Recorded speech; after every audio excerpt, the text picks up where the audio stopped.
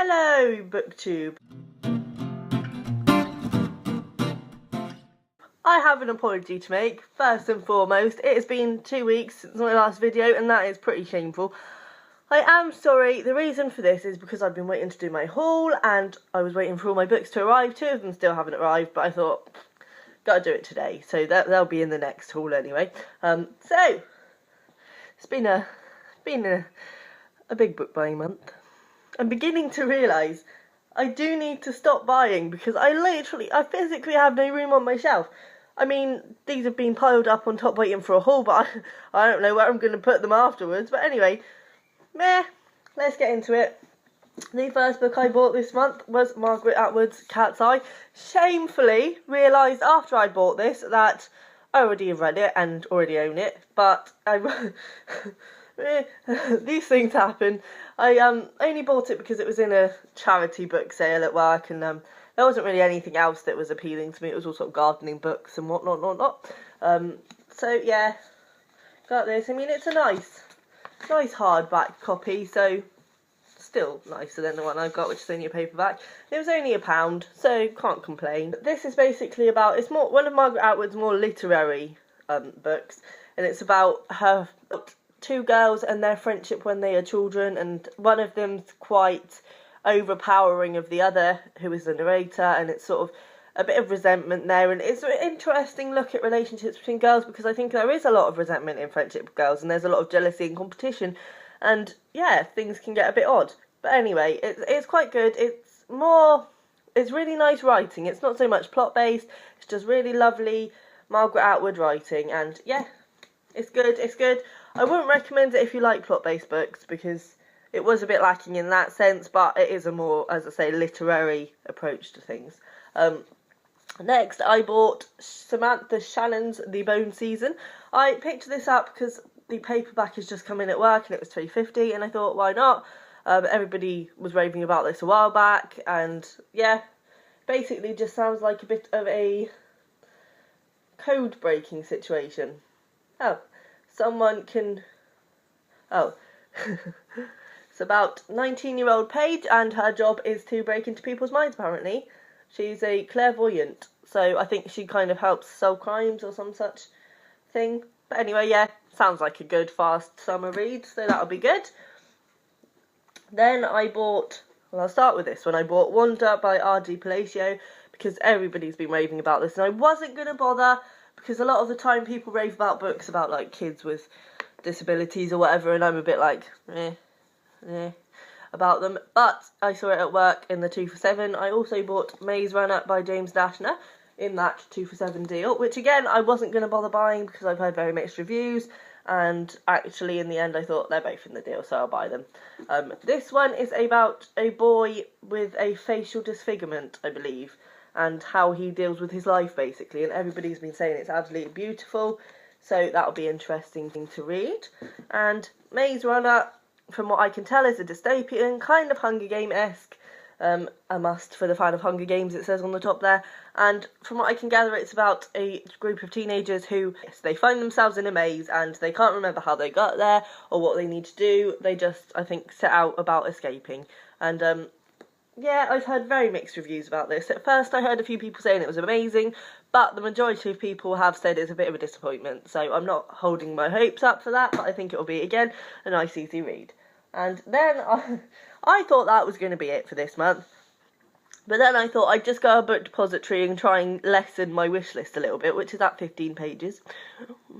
And I picked up quite a lot of books. As I say, 2 of them have not yet arrived, but I couldn't wait anymore, so the first one I bought is Fractured by Terry Terry. I have read the first one of this series, Slated, and I read that last year, and I've been meaning to get around to picking this up. Haven't, but I thought, because I can't really remember much that happens in Slated, so I thought I'd pick it up now, before I forget even more. Slated is basically, it's about a world where sort of terrorists or delinquents have their memories slated. So they can't remember anything about their behaviours previously or why they were slated. They just know they've been slated. They get sent off to a new family. They also have these contraptions attached to them. That means when their happiness level gets below so much, they get knocked out, and if it gets low enough, they can die. the girl in this, I can't remember what she's called, Kyla, she, obviously things aren't as they seem. She can remember some stuff, she sort of has inklings, and she finds out that there's like groups that can find out why you were slated and try and track you, and you know, things like that. So yes, she's sort of been investigating into her slatedness, and yeah, that's all I can really remember. But it was a good book, actually. I really enjoyed it, whizzed through it, so I'll be looking forward to this one. I think there was a third one out as well. It probably says in the back of this. Yes. Spring 2014 is the final instalment, which is weird because I'm sure I've already seen it in a bookshop quite a while ago. But anyway, yeah. Moving on. Then I bought A is for Angelica by Ian Boom. Now, I can't remember anything about this book. I can just remember it was one of the first books on my wish list because I'm starting from the beginning and working my way through. And there's a lot of books on there that I can't remember why I wanted them. They're just on there. I have to say, this is a hideous cover. It's like a street. Yeah, it just looks really ugly and unappealing. But anyway, it's basically about a man who he's helping his ill wife, I think, and he becomes sort of obsessed with watching the street and recording the lives of his neighbours. I can't remember why I wanted this, but it sounded interesting. There is something good about it, and I actually think Sarah Churchill reviewed this a while ago, which is the only review I've seen of it, and she said it was good. So, yeah, no, I think it'll be good. Sorry I can't tell you much about a lot of these books, but as I say, because I started at the front of my list, there's not much I can remember about the books that are on there. Next, I didn't buy this, I'll be honest. I stole this off of my boyfriend. It's Crime and Punishment by Fyodor Dostoevsky. A Russian translation. I think most people have probably heard of this. I have to say, I'd always heard of it, but I'd never been that bothered about reading it or finding out what it was about. But actually, it sounds quite interesting. It sounds a bit American Psycho-esque, just about like a statement about life and such, not a bit like American Psycho. I have to say, I don't know if I'll actually read it because it's a bit of a beast. How many pages is it? Because it doesn't actually look that thick when it's only about 500 pages, but it's a big book as well. So yeah, we'll see if I get round to it, but I feel like I should. I feel like it's again one of those books you should read. Now, I got Charles Bukowski's Run with the Hunted, which is a collection of Charles Bukowski essays, and I do love a bit of Charles Bukowski.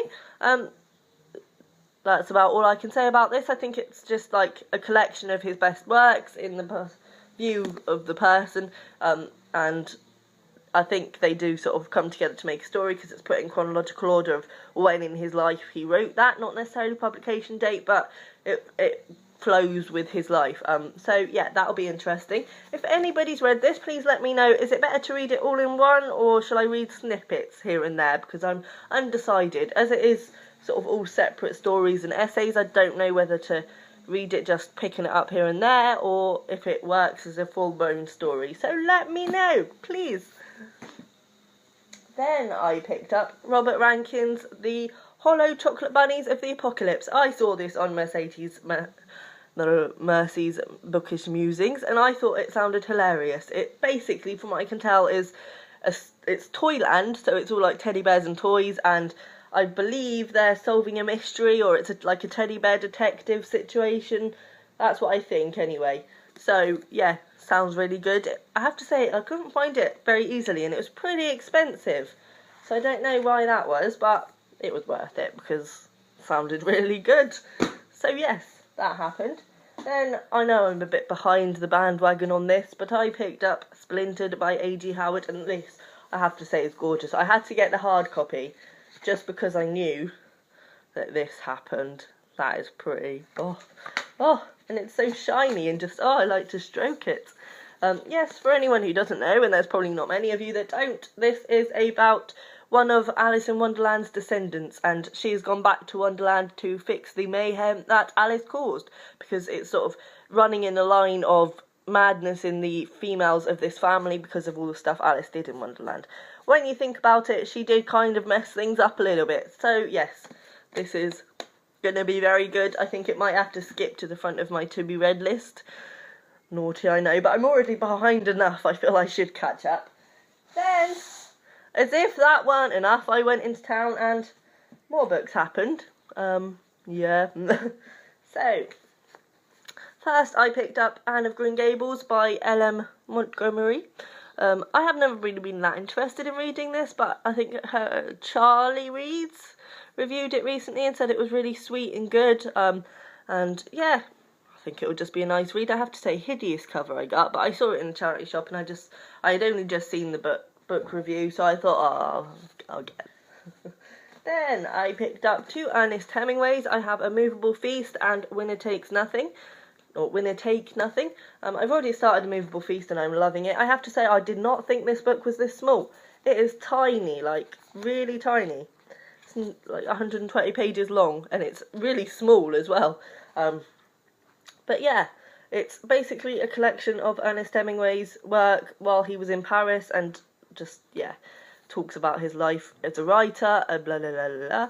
I wouldn't recommend it probably if you aren't a writer. I mean, you might still enjoy it, but I'm really enjoying it because of the writing references and, you know, him trying to find time for writing and stuff like that. And from what I can tell of this one, Winner Take Nothing, it's, I think, a collection of short stories. It doesn't actually say that, but